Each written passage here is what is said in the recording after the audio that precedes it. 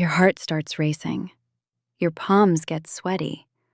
Someone asks you a simple question in English, and your mind just goes completely blank. Sound familiar? Hey everyone, welcome back to the English Signal. I'm Ella, and this is episode 2. Today we're talking about something nobody really talks about: the fear and anxiety that comes with speaking English. Not grammar, not vocabulary, the actual fear itself. Because here's the truth: you can know every grammar rule in the book and still freeze up the moment someone expects you to speak. So today, we're going deep into why this happens, and more importantly, exactly how to overcome it. This is a longer episode than usual, because honestly, this topic deserves the extra time. Fear is the number one thing I hear about from learners. More than grammar, more than vocabulary, more than anything else. So let's really dig in. Let's start with understanding what's actually happening in your brain. When you feel that fear before speaking English, it's not really about English at all. It's about judgment. Somewhere along the way, you learn to associate speaking English with being judged, laughed at, or corrected in front of others. Maybe a teacher once corrected you harshly in front of the class. Maybe a colleague smirked when you mispronounced a word. These moments stick with us, and our brain starts protecting us from that pain by making us freeze before we even try. This is called the affective filter in language learning. Basically, when you're anxious, your brain literally blocks your ability to access the language you already know. That's why sometimes you can write a perfect sentence, but the moment you have to say it out loud, it disappears completely. Here's something fascinating about this. The affective filter isn't just a metaphor, it's actually rooted in how your brain allocates resources under stress.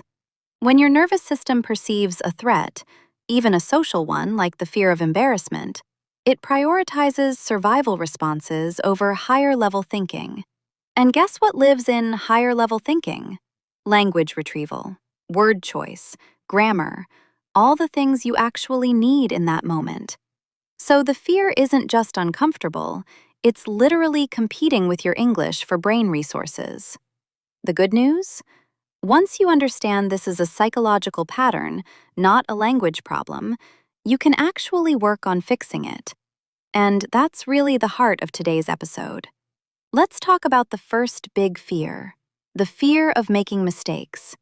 So many people wait for perfect English before they're willing to speak. But here's a reframe for you. Mistakes are not proof that you're bad at English. Mistakes are proof that you're actually using it. Let me tell you about a common scenario. Imagine someone says, "She go to office every day," instead of, "She goes to office every day." Small grammar slip, right? But here's the thing. The listener still completely understood what was said. The communication succeeded. That's the actual goal of speaking: being understood, not being flawless. Native speakers make mistakes too. They say, they restart sentences, they use wrong words sometimes. Nobody is monitoring you as closely as you think they are. That's actually the second fear we need to talk about: the spotlight effect. This is a real psychological phenomenon where we believe people are paying way more attention to us than they actually are. When you make a small English mistake, you feel like everyone noticed and is judging you.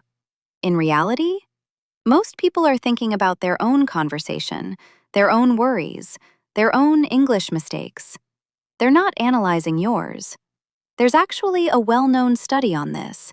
Researchers had participants wear an embarrassing t-shirt into a room full of strangers, then asked them to guess how many people noticed. The participants guessed way higher than what actually happened. People barely noticed at all. Your English mistakes are that t-shirt. You're hyper-aware of them. Almost nobody else is. Let that sink in for a second. The audience you're afraid of is mostly imaginary. Okay, let's talk about practical techniques now. Because understanding the psychology is step 1, but we need real tools too. I've got 7 techniques for you today, so grab a notebook if that helps you. Technique number 1, the 2-minute rule. Before any conversation you're nervous about, commit to speaking for just 2 minutes. Not the whole conversation, not perfectly, just 2 minutes. Once you start talking, momentum takes over, and the anxiety naturally decreases the longer you speak. Technique number 2, breathing before speaking. This sounds simple, but it works. Take one slow breath in for 4 seconds, hold for 4 seconds, breathe out for 4 seconds. This calms your nervous system before you even open your mouth, which means your brain has more capacity to access your English vocabulary instead of panic mode. And if you want to take that further, try it 3 or 4 times in a row before a big call or interview. It genuinely lowers your heart rate. This isn't just a feel-good tip, it's basic physiology. A slower heart rate signals safety to your brain, and a brain that feels safe stops blocking your language access. Technique number 3, the worst-case scenario exercise.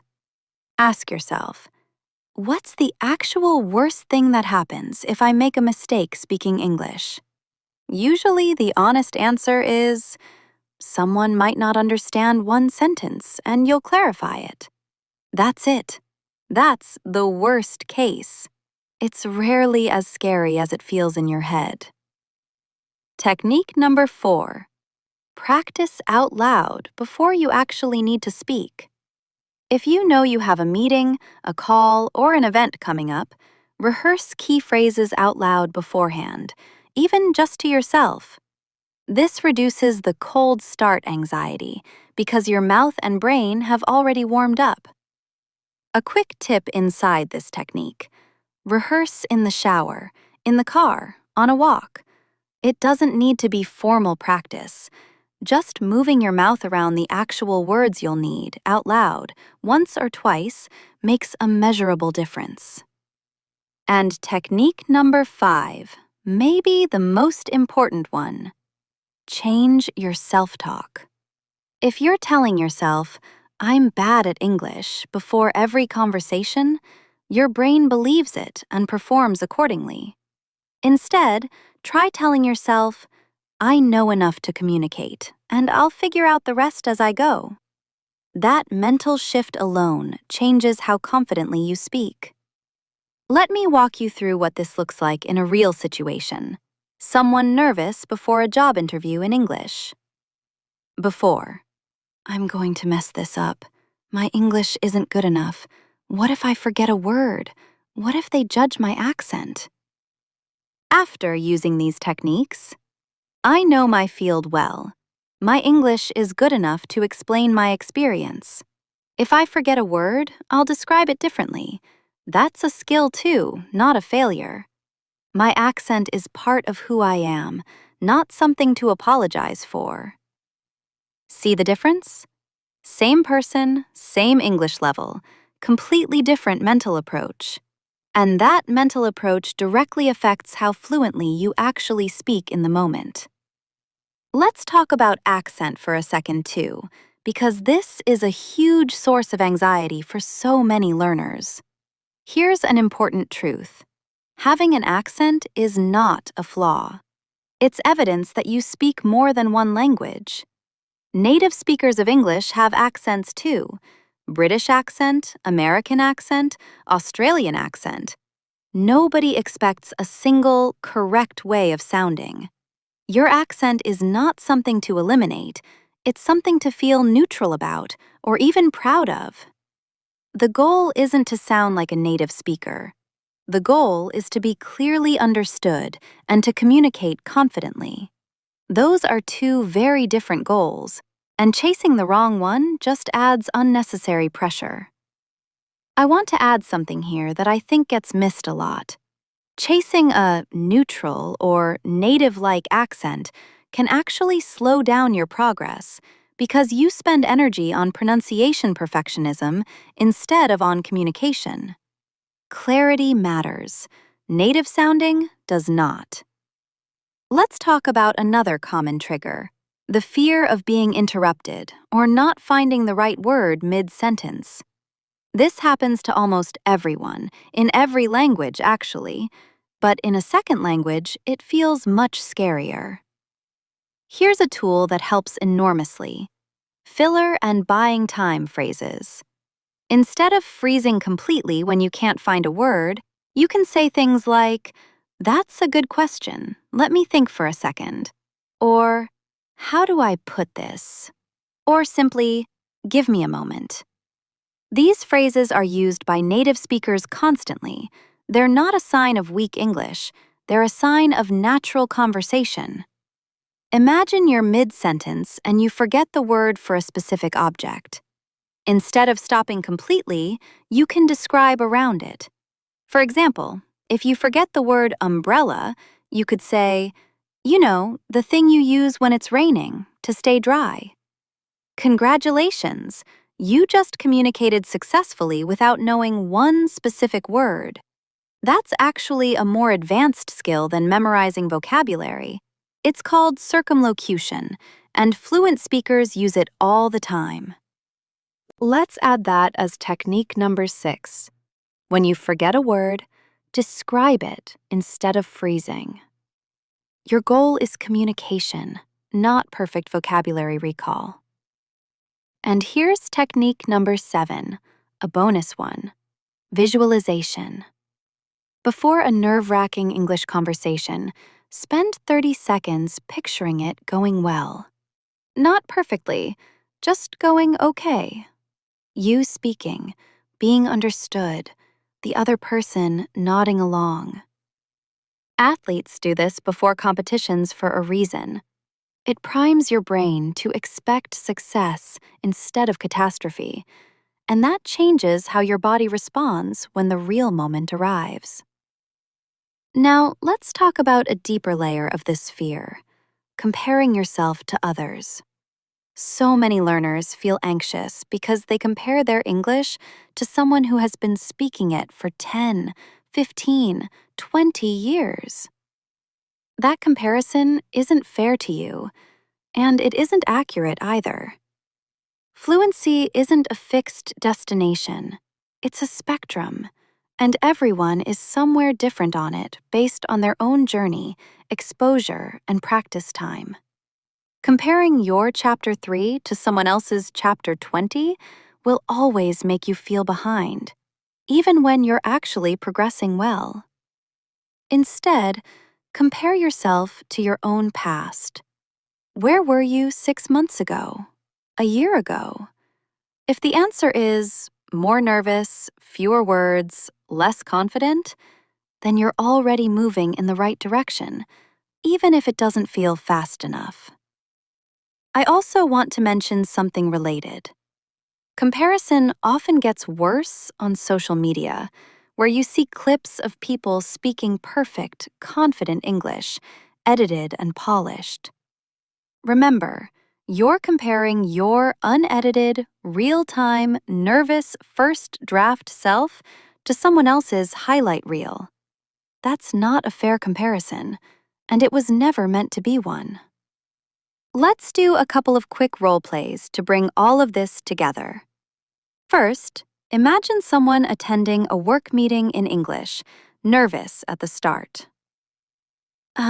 So I think maybe we should look at the numbers again? Sorry, my English is not so good today. Notice that last line. Sorry, my English is not so good today. This is something so many learners do, apologizing before they even finish speaking. Here's a small but powerful tip. Stop apologizing for your English. It draws attention to a problem that the listener probably didn't even notice, and it undermines your own confidence in real time. Here's the same moment reframed. I think we should look at the numbers again. Can we pull up the latest report? Same nervousness inside, completely different outward delivery. Direct, clear, no apology needed. Now, let's try a second role play, a phone call, which a lot of learners tell me is even scarier than face-to-face because you lose facial expressions and body language to help you. Hello, yes, I am calling about the order. I placed order last week and, it did not arrive yet. There's nothing wrong here, honestly. The message is clear. But notice the hesitation, the ums clustering right before the important information. Here's a phone-specific tip.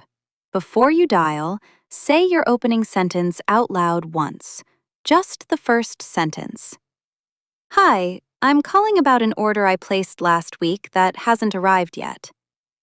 Getting that first sentence smooth removes the scariest part, the cold start, and the rest of the call almost always flows more naturally after that.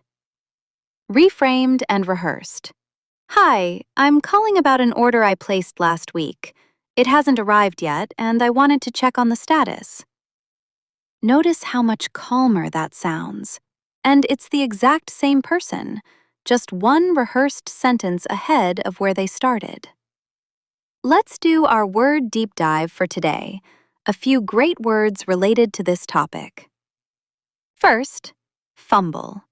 It means to make a small, clumsy mistake, usually when nervous. I fumbled my words during the presentation. It's a great word because it removes the harshness from mistakes. Fumbling sounds human and forgivable, not like a serious failure. Second word, circumlocution, which we mentioned earlier. The skill of describing something when you don't know or remember the exact word. It's actually a tested skill in advanced English exams like IELTS because it shows real communicative ability, not just memorization. And a third word for today, composure. It means staying calm and in control, especially under pressure. She kept her composure during the tough interview questions. This is actually your goal, more than perfect grammar. Composure is what makes you sound confident, even when you're translating in your head a little. Let's also cover a quick pronunciation tip related to today's topic. When you're nervous, people tend to speak too fast, running words together. Slow down deliberately. Even if it feels unnaturally slow to you, it usually sounds completely normal to the listener, and it gives your brain more time to find the right words. A simple trick for this? Pause at commas and periods like you would while reading. Most nervous speakers skip these natural pauses entirely, which makes speech sound rushed and harder to follow for both you and the listener. One more pronunciation adjacent tip. Nervous speakers also tend to raise their pitch slightly, which can make you sound more anxious than you actually feel. Consciously dropping your pitch just a little and speaking slightly slower signals calm to both your listener and, interestingly, back to your own brain. Let's go back to our listener mailbag for a couple of questions. First, someone asks, I can speak fine with my English-speaking friends, but I completely freeze in front of strangers or in professional settings. Why does that happen? Great question, and it makes total sense. With friends, the psychological stakes feel low. You already know they won't judge you. With strangers or in professional settings, your brain perceives higher risk, so the fear response is stronger. The fix here is gradual exposure. Don't jump from comfortable with friends straight to confident in a boardroom. Build a middle step. Practice with someone slightly less familiar, like an acquaintance, an online language partner, or even a stranger in a low-stakes setting like a coffee shop. Slowly expand your comfort zone instead of forcing a huge leap. Second question from the mailbag. What do I do if someone actually does laugh or react badly to my English? Honestly, this rarely happens, but I won't pretend it never does. If it happens, that reaction says far more about the other person's manners than about your English ability. The healthiest response is a neutral one. Something like, "Yeah, it's not my first language, but I can explain what I mean." You don't owe anyone an apology for communicating in a language that isn't your first. All right, let's lock in today's key takeaways with a quick recap. Number 1. Fear of speaking English is usually about fear of judgment, not about the language itself. Number 2. The spotlight effect makes you think people notice your mistakes way more than they actually do. Number 3. Mistakes prove you're using the language, not that you're bad at it. Number 4. Techniques like the 2-minute rule, breathing, rehearsing out loud, describing around forgotten words, and visualization genuinely reduce anxiety in the moment. And number 5. Your accent is not a flaw. It's proof you speak more than one language. Here's your homework for this episode. Next time you feel that fear before speaking English, in a call, a meeting, a conversation, try just one technique from today.